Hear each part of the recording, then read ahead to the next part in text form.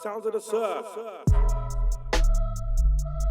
Do you know, there was a couple of kind of factors that led me to start writing it. I think going back to probably 2015, you know, grime was having its major resurgence, was really going this time, and you had a whole new wave of artists like Stormzy and the AJ Tracys of the world coming through, and at the same time you had Skepta, who had been over to America, started the waves over there on the underground, and grime was literally just bubbling up again. And around the same time, Semtex was working on his book, and he was on the radio after me every week on a Friday, and every week we'd talk about how he was getting on with his book, and he would always say, "You've got to do the grime one. Why aren't you starting the grime one? You've got to do the grime one." And at first I was like, yeah, really? Is anyone gonna care? Like, I wasn't too sure if anyone wanted to hear, you know, my perspective on it. I was keeping an eye on what was going on within the scene, and it just felt like everybody's eyes and ears was now focused on grime, and a lot of people were asking about the history. People didn't really know where it had come from. Some people knew parts of the history. Others had been fans for 2 years, 3 years, 4 years, but hadn't really traced it all the way back. And I felt like there was no one who was really, from a real inside perspective, had told the story or given an account of where grime came from, the journey we kind of went through to get it up off the ground. So that got my mind really going, and the memories were just flooding into my brain from everything from like when we were growing up, the Jungle days, UK garage stuff, Pay As You Go, Roll Deep, Channel U, all of these different factors.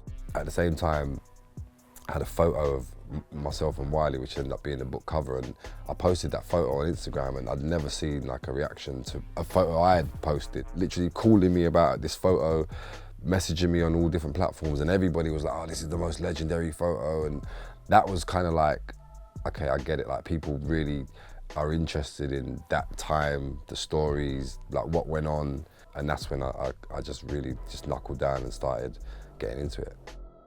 Wiley's book I knew there was like, they were working on Wiley's book, and like I sat down with them a couple of times to give my kind of input onto a couple of stories or whatever. But not really, like me and him never really was like, "Oh, what you putting in your book?" Like, and he never really like asked me what I was putting in mine. Like, for all he knows, I could have been like writing anything. But as soon as I announced that I was doing it, or like I told him I was doing it, he was like, "Yeah, all good, my brother." And even like, can I use the photo? I had to obviously ask him, "Yeah, all good, like whatever you want." And so it was just like, yeah, he had like 100%, I think, faith that I would do it justice. Loads of people have been like, "Yeah, I want to do a book," or some people are like, "Come on, man, about what?" But then there are others who, and there will be others who have like an amazing story, who have an insight or a perspective or an idea. And I'd say to anyone, just go for it. Like, I could have been sitting here today still thinking, should I bother writing it? Should I try? Oh, I can't do it, or maybe. And yeah, I'm just so glad that I stopped doing that. But once I just said to myself, no, listen, just get on with it, that was it. And I think people really would be surprised at what they can achieve when they really focus and put their heads down.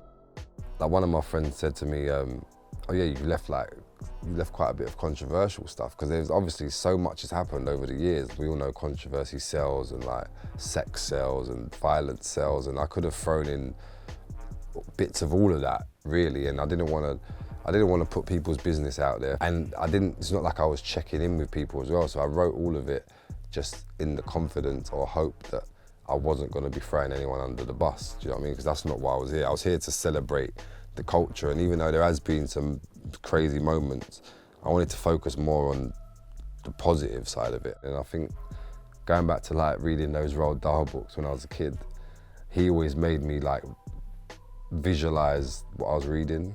Like, I've always had a vivid imagination, but I used to always visualize. Like, when I was reading the Roald Dahl book, it was like I was watching a film. So I wanted, in places, people to be able to visualize, like, oh, I can actually picture that night you're talking about, or I can actually see that happening. So that was my little attempts at doing that, basically. You know, people from the outside have tried to document grime and got it wrong. It's endless. Like, it still happens today. Like, and you can't always blame them, because they're trying to bring the music forward in most cases, but there is a lot of misrepresentation, and there still is parts that are misunderstood, and there'll always be people who have their own perspective of it from an outside. But I think that's why it is important, even more so for people on the inside of whatever these cultures and scenes are, to be able to document them themselves. And that's why having the opportunity to do it and believing that I could do it, I thought I've got, like, that's got to be one of the reasons I was here, and to see all of this stuff, to be able to bring that story to more people.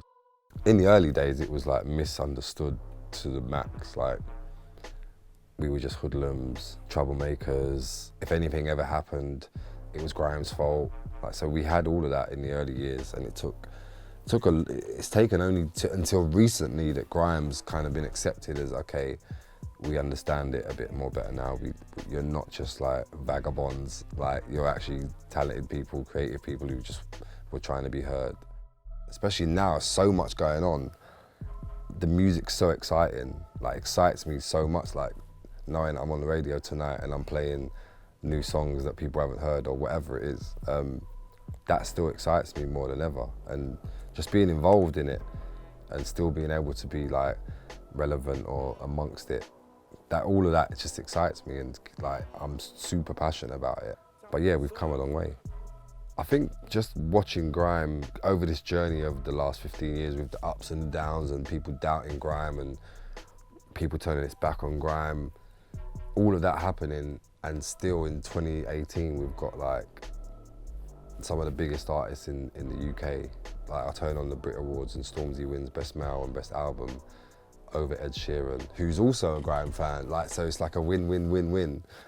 They were days that back in the day, it would have been hard to visualize, because we were just so far outside of that loop. Like, the mainstream and the commercial media just didn't see us like that. And the fact that Grime's come all this way, like all of that in one, just makes me super proud. Like, not just that achievement from Stormzy, but just the fact that the scene has come so far, and Grime has now influenced UK artists who don't make Grime, which might be a bit of an equation for people, but I think it was the Grime artists that really put the UK on, and now UK artists, whatever type of music they make, have had that blueprint and had that, you know, they've seen that happen before. So I think that influenced people to just make music in the UK, just full stop. So I think those two are Grime's kind of proudest moments for me.